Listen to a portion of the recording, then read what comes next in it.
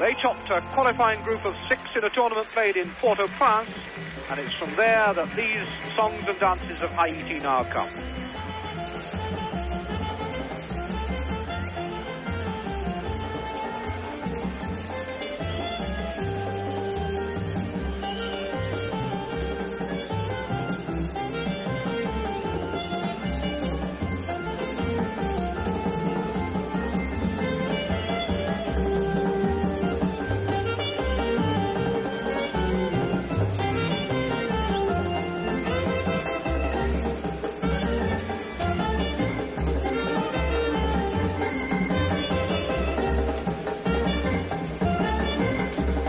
This bright splash of colour is in fact one of the most meticulously researched contributions to this opening ceremony. The director of the performance has even brought in an ethnologist as a technical advisor.